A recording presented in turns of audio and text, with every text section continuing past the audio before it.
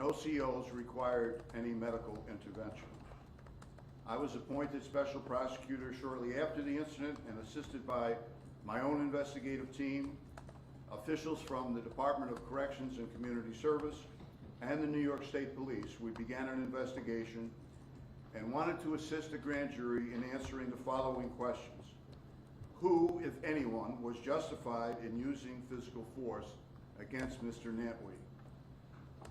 2, if initial force was justified, did it remain appropriate and proportionate to the danger presented, if any, throughout the encounter? And did it follow DOC's protocols? And 3rd, were efforts made to thwart my investigation by deception, concealment, or destruction? The grand jury has answered those questions as follows. The first count charges 2 individuals, corrections officers Jonah Levy and Caleb Blair, with depraved mind murder. Not an intentional murder, but a murder so depraved and so wanton and disregarding of human life that New York law allows it to rise to the level of intentional murder. They are charged based on their actions, not only in Mr. Nantwi's room, but also in the stairwell and in the infirmary. Secondly, the grand jury has returned charges of manslaughter in the 1st degree, intent to cause serious physical injury resulting in death. Those corrections officers are again Levi and Blair, and additionally Thomas Eck, Craig Klemek, and Daniel Berger. They are also charged with gang assault in the 1st degree, intent to cause serious physical injury, and doing so, a Class B violent felony. Same individuals, Levy, Blair, Eck, Klemek, and Berger. Gang assault in the 2nd degree, intent to cause simply physical injury and resulting in serious physical injury. And this time the same individuals in addition to Sergeant Francis Chandler.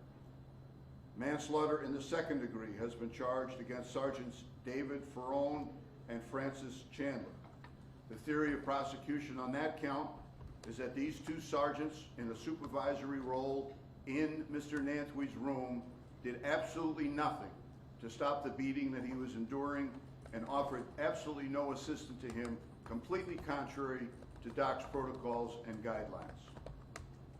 Then the grand jury began to focus on the cover-up, as amateurish and ineffective as it was. In the 6th count, David Ferrone, Francis Chandler, Jonah Levy, Caleb Blair, Thomas Eck, Nicholas Vitale, Daniel Berger, and Craig Klemek are charged with conspiracy to offer a false instrument for filing. DOCS has a form known as 2104A, which requires the individual corrections officer who was present to indicate who was present at the scene, what force was used by the author of the report, and what force was witnessed by the author of the report. In addition to charging conspiracy, the grand jury must also allege overt acts. In this case, the overt acts alleged are, number 1, that every single use of force reported by these individuals omitted 2 people, Sergeant Chandler and Corrections Officer Levi, and that was done intentionally. The second overt act, it is alleged that the reports were in fact filed and known to be false when they were filed. And the third overt act alleged is that on the following morning, at a diner called Raspberries in Oneida County, all of the co-conspirators met and agreed to continue with the story that everything they did was completely proper. David Ferrone, Francis Chandler, and Thomas Eck are also charged with conspiracy and conspiracy to tamper with physical evidence. These 3 individuals, along with others known to the grand jury, allegedly concocted a scheme to posthumously plant a weapon in Mr. Nantwi's room. The overt acts alleged in favor of that conspiracy, alleged overt act number 1, is that the weapon itself was found earlier that day in a completely unrelated incident.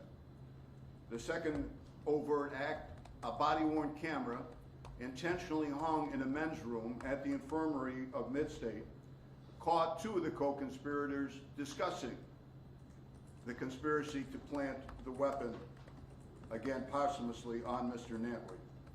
And the third overt act alleged is that defendant Chandler, actually in front of a group of all of the corrections officers, asked for a volunteer to have someone come forward and say that it was he that discovered the weapon.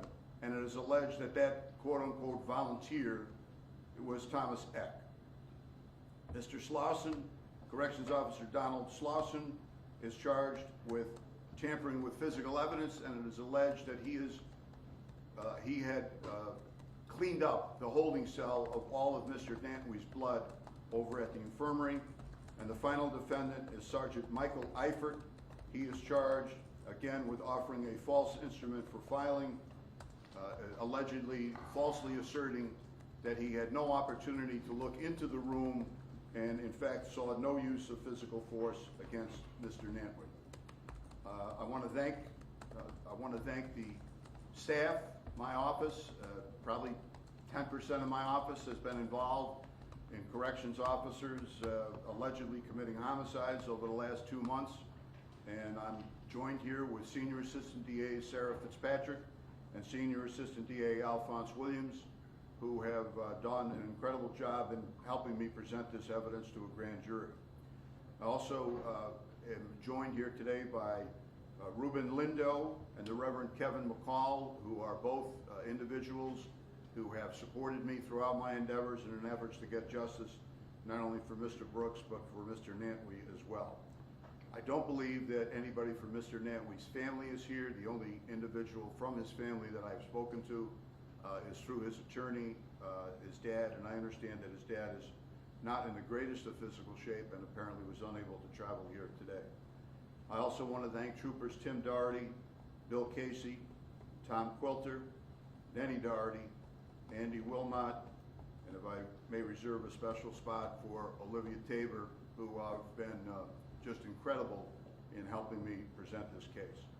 In addition to the work done by my office, as I mentioned, DOCS has been unbelievably supportive. Every single thing I have asked of them, they have gotten for me. I mentioned Chris Marticello last time I was here. I now want to turn the microphone over to the Commissioner of DOCS, Daniel Marticello, for his comments. Dan? Thank you. Good afternoon. I'd like to first start with offering my sincerest condolences to the Nantwi family. The murder of Messiah is really a senseless act that no family should have to ever experience or endure. In response to this incident, I immediately deployed my Office of Special Investigations, as well as made immediate referrals to the New York State Police and the Attorney General's office, who quickly identified District Attorney Fitzpatrick's office to take over as a special prosecutor to make sure that we're keeping people accountable for any wrongdoing that may have occurred. After what occurred at Marcy back in December, I vowed that I would not allow violence to become normalized within the system, and I'm committed to this goal, and that has been unwavering.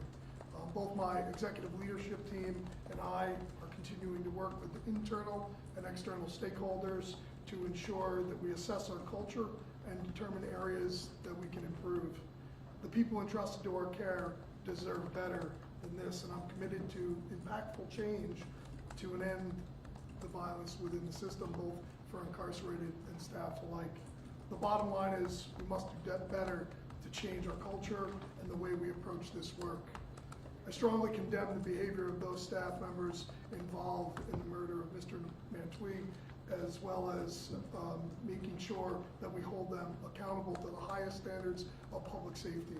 And today, this is one step forward in making sure that we bring justice to him and his family. I'm committed as we move forward to structural and cultural change that ensures the basic dignity and rights and respect of all people, whether they're incarcerated or working in the system. There's no place for violence in the correctional system, regardless of who perpetrates the crime or the violence inside of our institutions.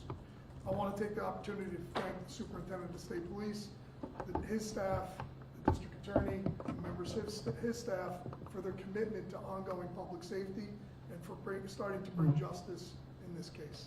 Thank you. Thank you, Jim. Appreciate it.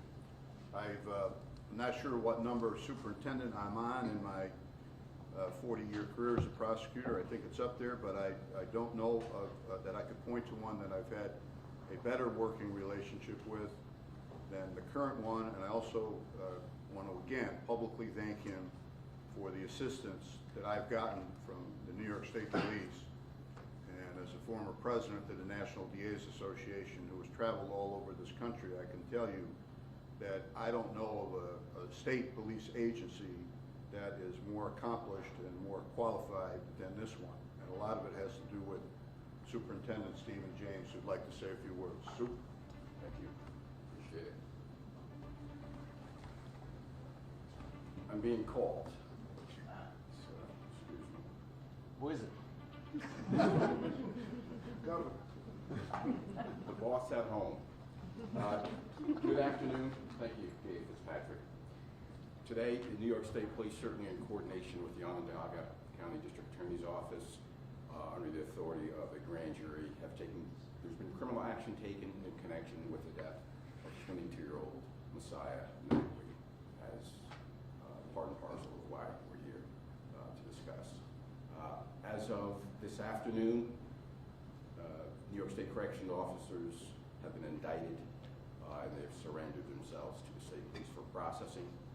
Now, these arrests, without a doubt, they follow an intensive investigation by members of the state police, of which I'm thoroughly proud of the work that they've done.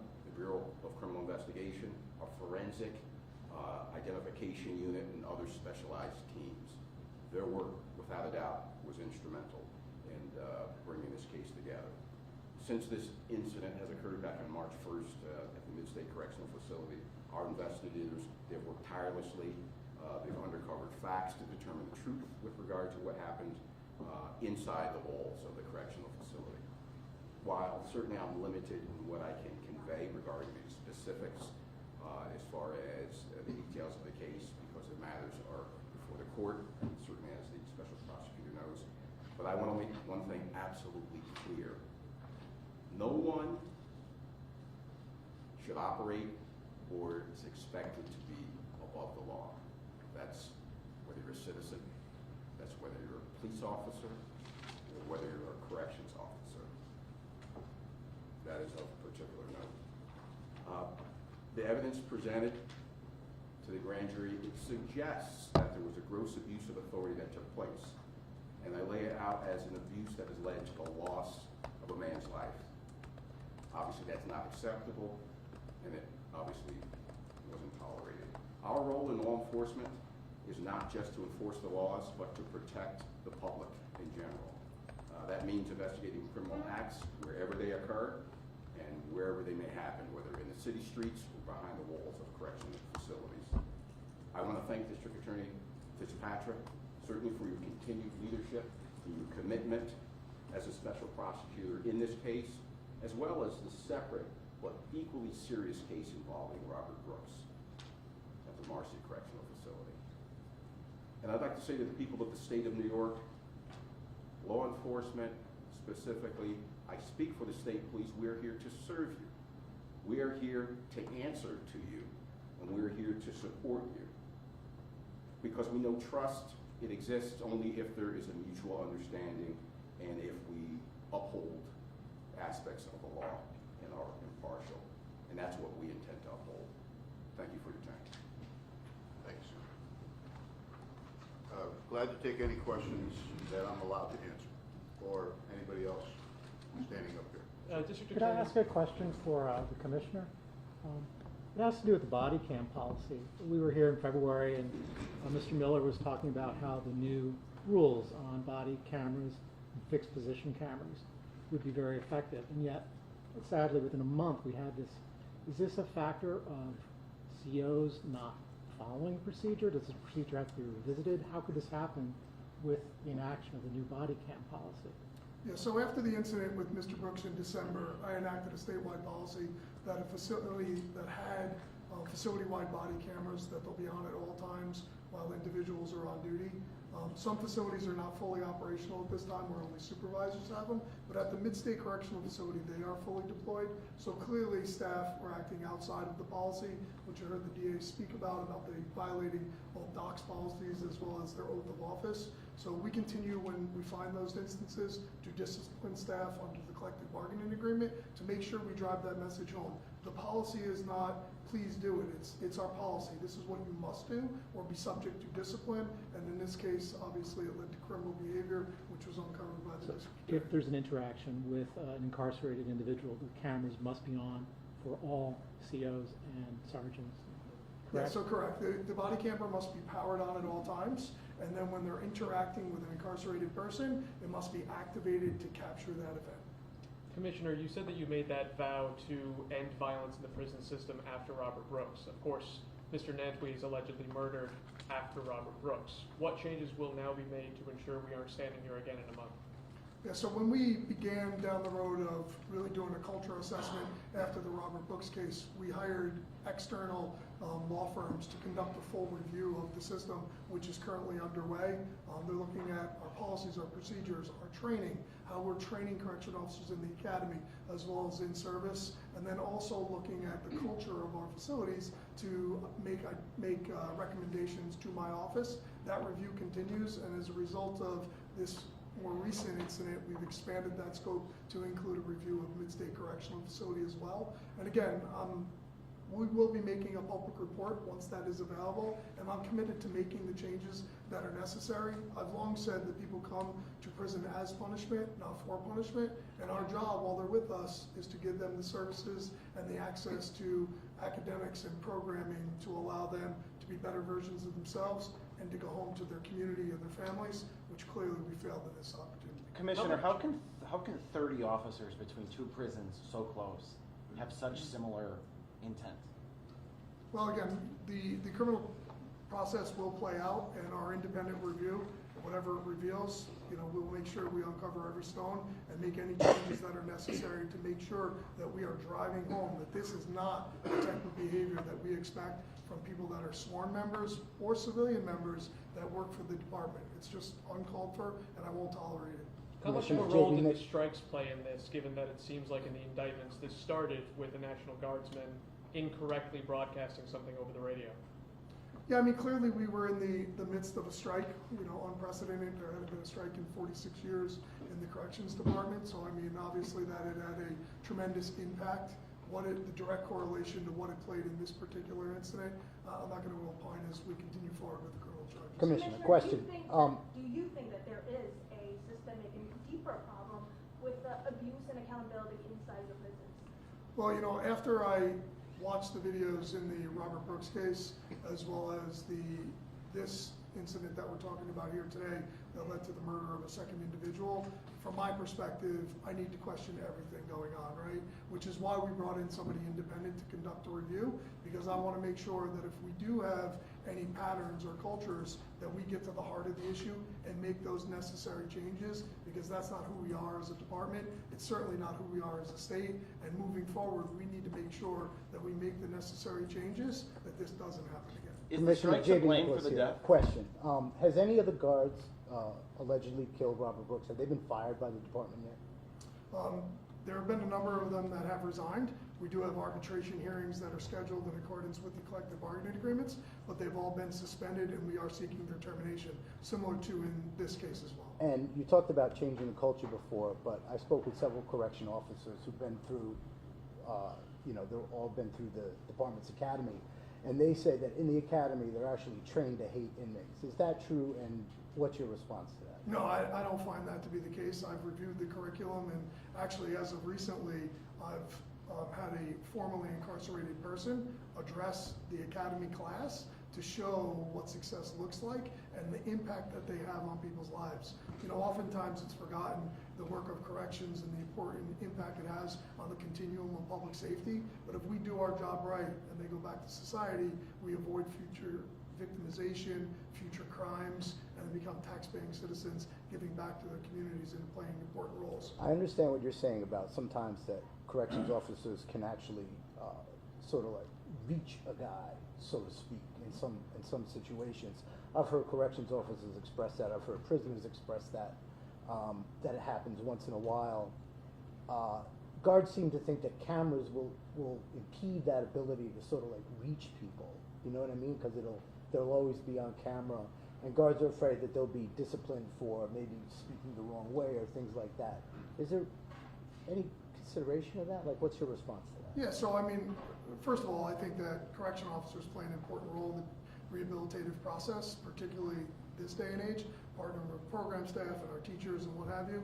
In terms of the body cameras, I see no evidence of that, and I've heard those anecdotal claims, well, we're gonna be disciplined because we speak ill of the commissioner, or we speak ill of the superintendent. I haven't disciplined any person that is letting off steam talking about their supervisory staff or anything of that nature. If they're engaging in misconduct, then absolutely, we'll discipline them and hold them accountable. But for those ancillary conversations that happen to be caught on body camera, we haven't been able to point to one instance where that's occurred. Is the strike to blame for the death? Again, I don't know that there's a direct correlation, but certainly we were under tremendous stress dealing with the strike with almost 10,000 correctional officers and sergeants that had walked out to participate in an illegal job action. Commissioner, were there any red flags or prior complaints against any of the officers involved in Mr. Nantwi's death, and if so, why were they still on duty? Yeah, so again, we have we've conducted investigations when there's allegations, and when we find wrongdoing, we do go through the disciplinary process through the collective bargaining agreement. In terms of specifics on each individual, I can't recite them here today, and to the extent that may be information for the jury to consider in the judicial process, I'm not going to comment any further. How many of the defendants were on the cert team? I don't know off the top of my head exactly how many the total number is. DA Fitzpatrick, you detail almost like a bad Hollywood attempt at a cover-up. Meeting at a diner, planning of the knife. I just wonder what you make of that and what that says about the attempt. Well, what I initially make of it, Andrew, is it's criminal conduct. I hope to prove that beyond a reasonable doubt to a jury several months from now. But what I will say, and again, this is an impression that I have, is that some of the people that we interviewed who are cooperators admitted to two conspiracies: one, the planting of the shank, and two, the falsifying the reports. And being a prosecutor, I want to prove things with facts and statements and eyewitnesses, and they kind of looked at me and said, well, it was kind of understood that we do it that way. I mean, that's not good enough for a jury, and I'll present more proof than that. But that to me is problematic.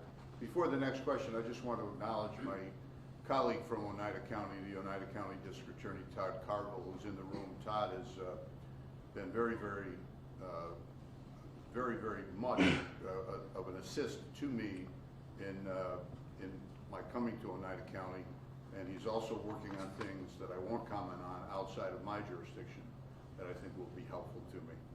DA, with the Robert Brooks case, everyone was able to see the nauseating video that was released by the Attorney General. In this case, not a lot of camera footage. So what is the primary evidence that you have of the beatings in 3 different locations? And can you speak to the brutality of the fact that this began, as you described it, seemingly unprovoked and continued for a length of time? Well, to answer the latter question first, the indictment speaks for itself in terms of the severity of what the grand jury thought of it by charging 2 individuals with murder. And again, not an intentional murder, but a murder so depraved that it rises to the level of intentional murder. And in terms of the proof that I have, I'll limit myself to what's in the indictment. The indictment alleges that the victim here, Mr. Nantwi, was beaten with fists, with batons, and with boots. And medical examiner testified about massive head injuries. I think one way of analogizing it is, Mike Tyson went through an entire career as a boxer, and no one ever killed him, and he never killed anyone. And his job was to hit people in the head and inflict injury upon them. So that should give you some idea of the severity of these alleged injuries. Do you know how, and did you offer a theory, and apologies if I missed this, as to how it went that morning from basically everything's fine at 10:55 to deadly chaos within like 3 minutes? Like what brought the men accused of beating him to death into contact with him in the first place? Yeah, I'm glad you brought that up. I want to kind of clarify that because I don't want to leave anyone with the impression that I'm blaming the National Guardsmen. Nothing could be farther from the truth. What the grand jury is suggesting is that this is something that spiraled out of control unnecessarily. The alleged contact that began between the National Guard and Mr. Nantwi had to do with Mr. Nantwi interjecting himself in another incarcerated individual's effort to obtain medication. The National Guardsmen did not appreciate that. They indicated that to him. And then further testimony has indicated that Mr. Nantwi oftentimes had problem with what's known as count.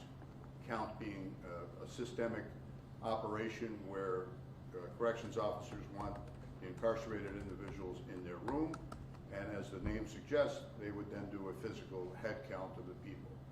Mr. Nantwi was initially a little resistant to that.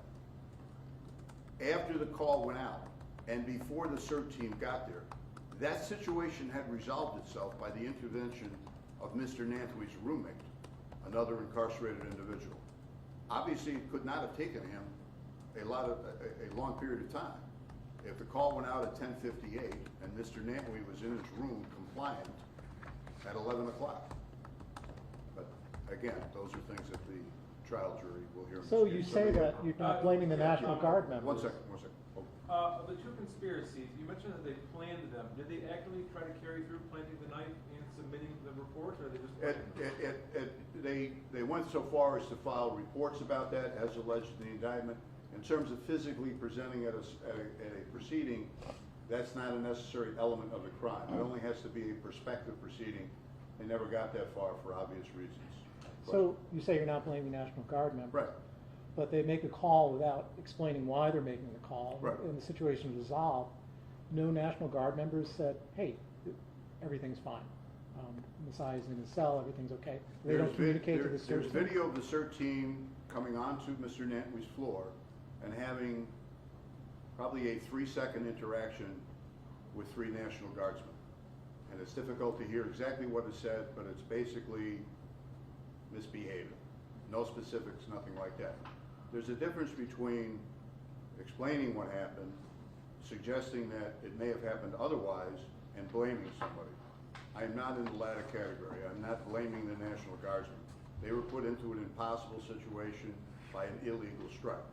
They did the very, very best they could. No one's charging them with any type of abuse of the inmates. I don't think there's been an incident, Dan will correct me, regarding a National Guards person abusing an inmate. So I'm not blaming them. I'm simply trying to give you information to understand how the sequence occurred. D.A. Fitzpatrick, I was here for the last press conference for Brooks, Yeah, me and too. I asked you a question about whether you thought that Brooks's alleged murder was indicative of a systemic problem in the Department of Corrections, and you said no. And now here we are 2 months later with another murder, alleged murder, indicted by you across the street from Marcy, and I just heard you say that in response to a question from one of my colleagues, that the cover-up in the diner, it was what he said was, this is just how we do it. And you said that was problematic for you. So let me ask you again, do you see a systemic problem with rogue prison guards in the system based on your investigations? I don't think any rational prosecutor could stand in front of you for the second time in 6 weeks talking about cases that have remarkable similarities and say to you that everything is fine. Okay?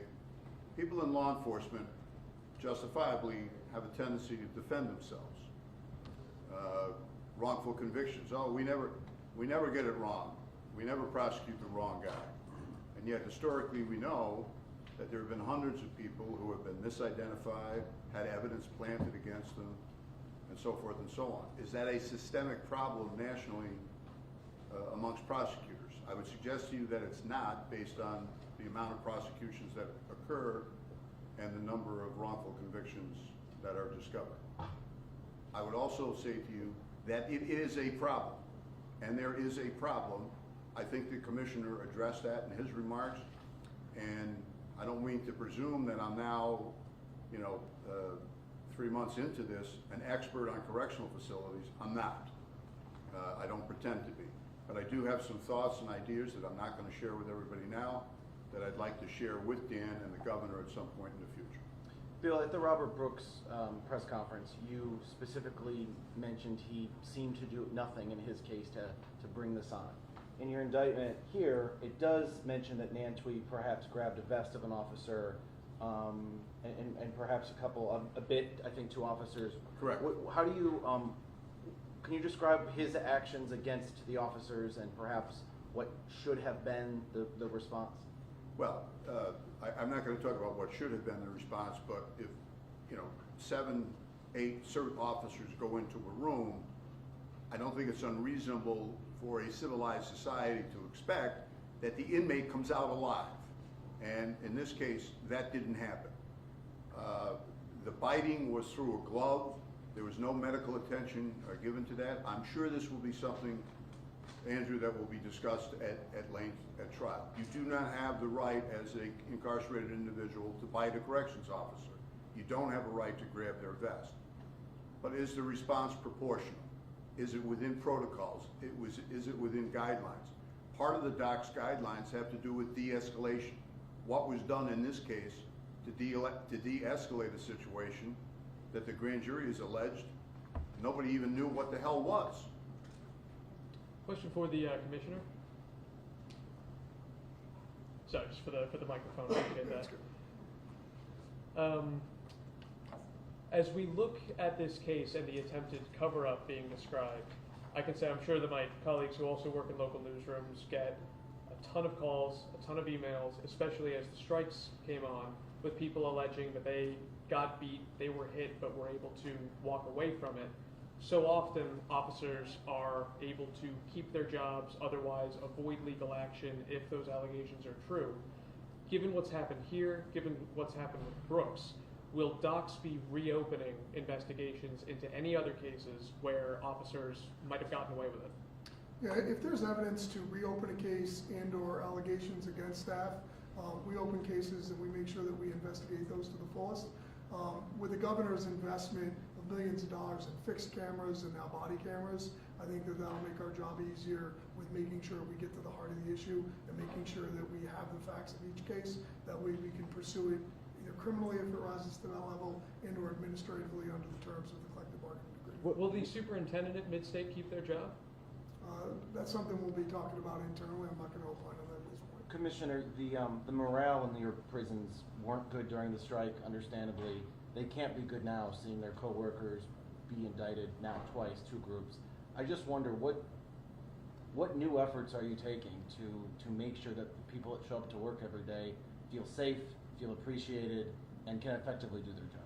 Yeah, first, I mean, obviously the strike, right? Obviously that put a lot of strain on those that stayed, those that left and came back, and then with the number of staff that are terminated. So we're working closely to work on safety initiatives as outlined in the memorandum of agreement. But in terms of the morale as it pertains to this particular incident or the Robert Brooks case, I think the vast majority of correction officers that this conduct sickens them when they see what was on videotape in the Robert Brooks case and what they'll hear about as a result of this indictment.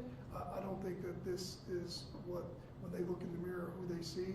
So I don't know that this in particular is going to drive their overall morale of themselves, but put a black eye on the agency as a whole. So I think, we'll continue to work cooperatively with our workforce, an aggressive recruitment campaign to attract the next generation of correctional professionals, as well as we work on the safety issues that they've identified. Just to follow up. Post-strike, do you feel adequately staffed? Oh, right now we are definitely have a high vacancy rate of correction officers, which is why we've launched an aggressive recruitment campaign. The governor in the budget has recommended that we lift the residency requirements. We've gone under contract with a corrections-based recruitment firm to bring more staff to the table. And we have seen an increase of interest in people applying for and taking the examination. But is it a problem today? Say what? Is it a problem today, the staff? Yeah, I mean, there's a national shortage Sure. in correctional workforce across the nation. Prior to the strike, we were certainly not immune to that. And post-strike, we are certainly dealing with staffing, which is why the National Guard stays in place, and we'll be very grateful for their service and them helping us through this trying time. Just to follow up to what something you said before about additional resources. So since Brooks's alleged murder, I think the governor said she would committed additional millions to the department to upgrade the security features. How many internal OSI investigators have been hired since Brooks' death? We're actually out actively recruiting and expanding OSI. We've reconfigured a new division for the Public Integrity Division, merging our internal investigations and our sex crimes unit into public integrity, and we've posted over 100 jobs, which we received over 600 resumes, and we're actively interviewing for those individuals. And these are people that are external to the department.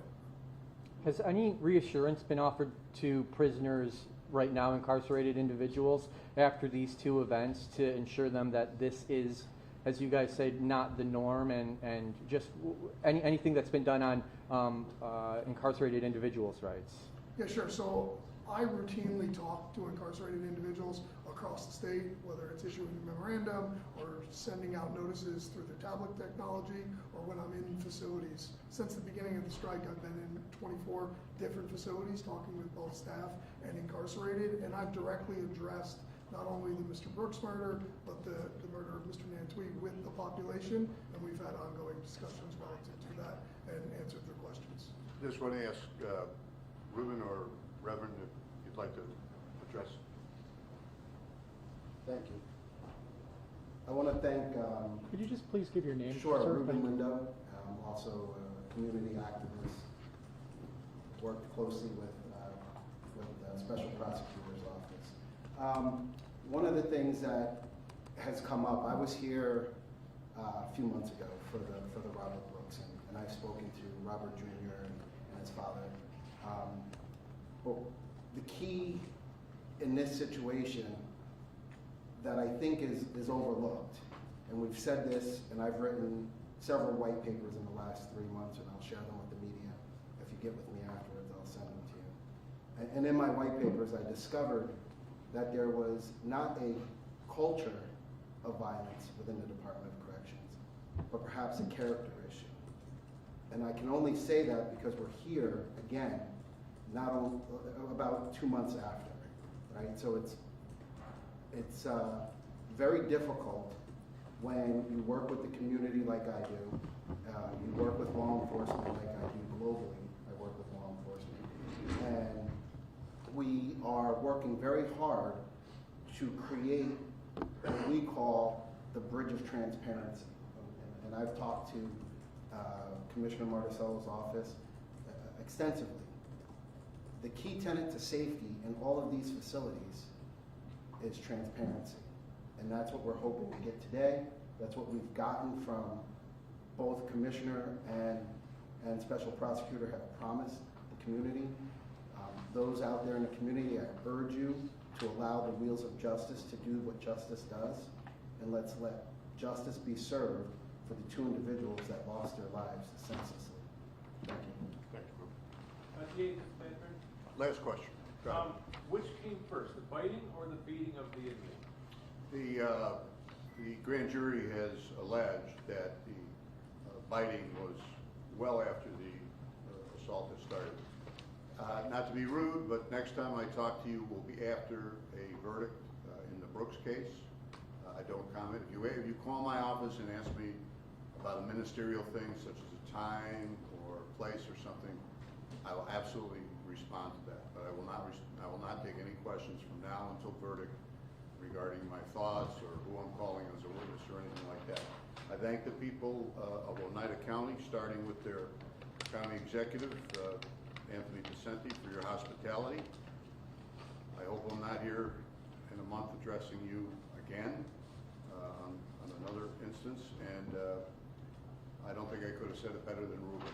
Let's give the wheels of justice an opportunity to work, and let's let Commissioner Marticello get to work and fix this problem. Just Thank very, you all.